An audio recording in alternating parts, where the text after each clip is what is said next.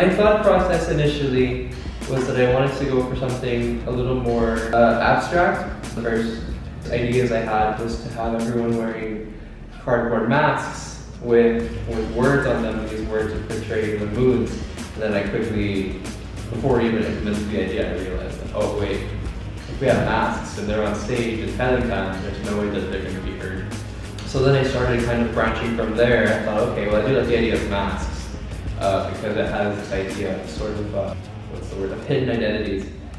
And so I played around with that, and then it eventually led to us having some of the characters wearing masks. But it ended up leading to a different narrative of the same story, which I felt was equally as rewarding as what I had originally intended to do in the first place.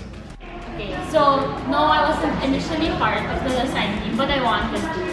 Because like this whole group really didn't know anyone. So from the start when Josh was choosing stage manager, the design team, the cast, everything, we didn't know each other. And so they asked us like, oh, who wants to be part of the design team? So I said, me, I want.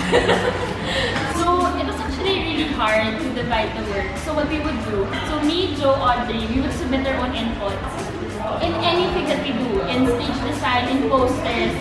So we just, what they do, we really just vote.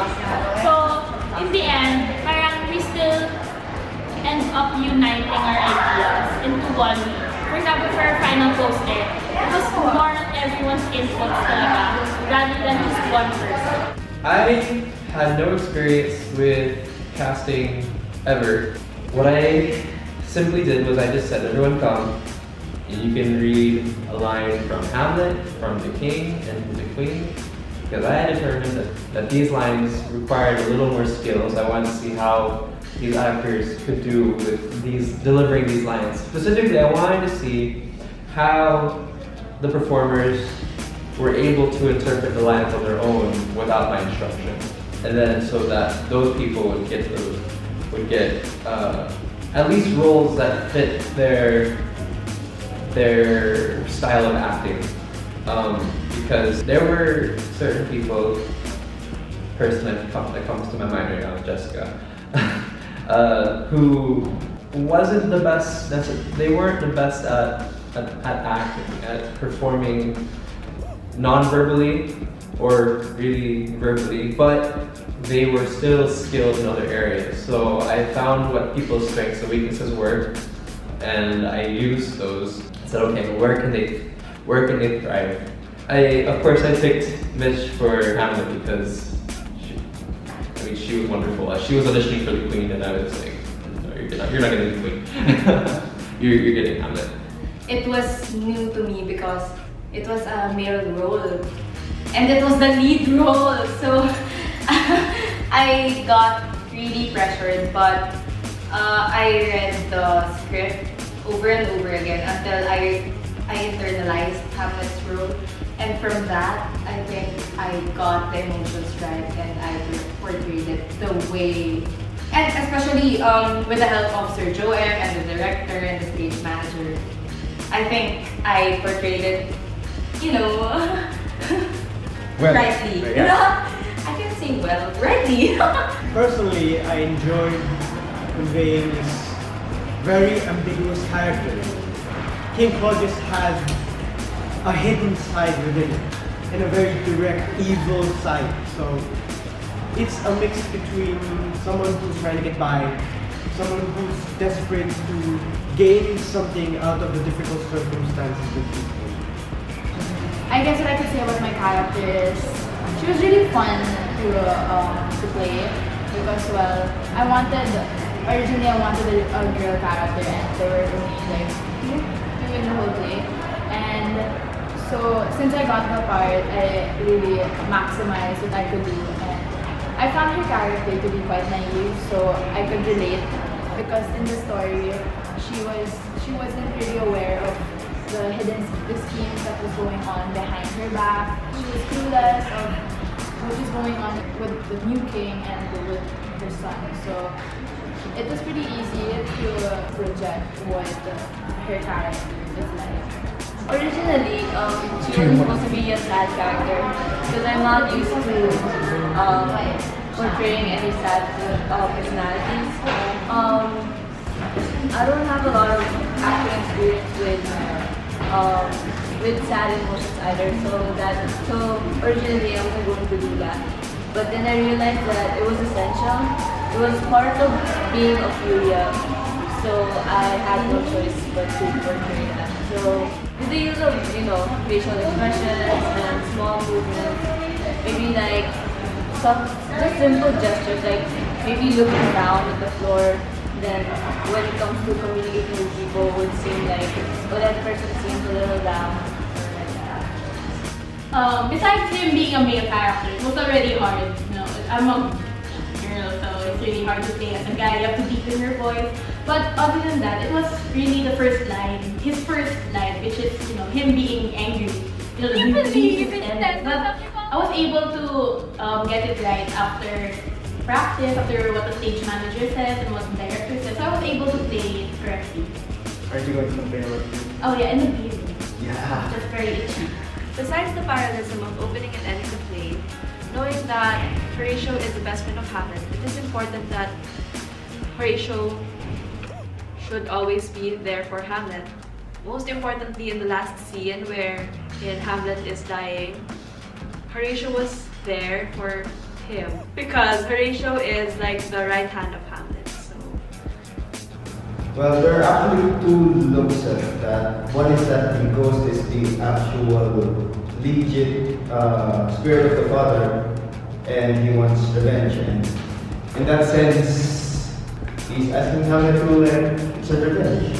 And the other one is that he's the devil, and he wants everyone to die. There was a scene in the first night wherein she has to keep my hand to get the poisoned sword. But what happened during that night, the first night, the sword fell and the audience laughed. So we had an idea to just change it instead of staying with the same thing that may happen. So with the help of Sir Joem, we changed the choreography of the fight scene. So I think it was quite successful based on the reactions of the audience. And what else? Oh, the Ophelia part where our main Ophelia got pharyngitis. So we had to train one of our cast, which is Audrey, to play the part of Ophelia. And that one day, I think Audrey really did well. At first, I was hesitant to take the role because I wasn't completely familiar with Ophelia's character. But at the same time, I got excited because I really wanted to act somehow. And although it conflicted with me, and kasi naset na yung mind ko na designer lang ako and I wouldn't be part of the play itself.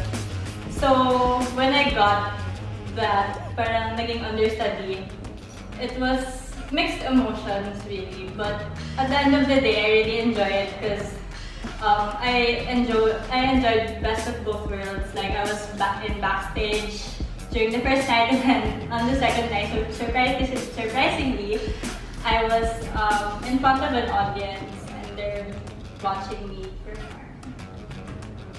Okay, so for the second night, it was a little better since we already know the stage, we know how to position this and that.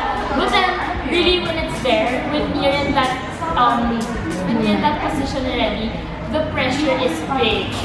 Because, syempre, people really see you when you make a mistake in the props and everything, and parang making sure that all the actors have the props in their hands or on them.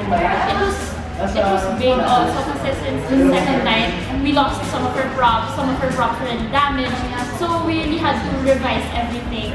But then, in the end, it was still okay and we still got to manage everything. The best parts of this project was seeing it all come together.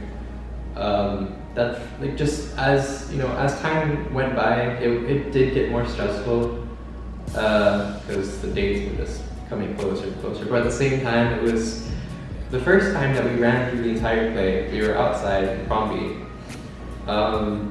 And I remarked, I said, oh my god, I'm finally starting to recognize this play. And I felt really good. I felt really good after that practice. I was like, wow, alright, we're getting somewhere. You know, we're not, these aren't just shots in the dark that we're making anymore, lines off paper. We're actually starting to see a narrative be formed, and I thought that was really, really cool. In addition to that, it was the time that we were standing outside of Pellingham, and our group was rehearsing, and we had just gotten all our visuals together, and we were practicing, and everyone was in costume and doing their own, and transitioning through the plays really, really quickly, and I was like, wow, this looks really good. I finally found the gem of the play that I've been working so hard to dig out of these people, and from there I could just polish it, you know. But it took until we got to that point to really be able to just sand it down to exactly what I needed it to be. And I think it turned out beautiful in the end. So this is probably the best project I've done in this university so far, just in terms of how rewarding it felt. And I really love you guys. You guys made me so proud. And you went beyond my expectations. Believe me, you went beyond the expectations for what I was hoping that this play would turn out to be. And that's definitely because of you guys. Thank you so much, everyone.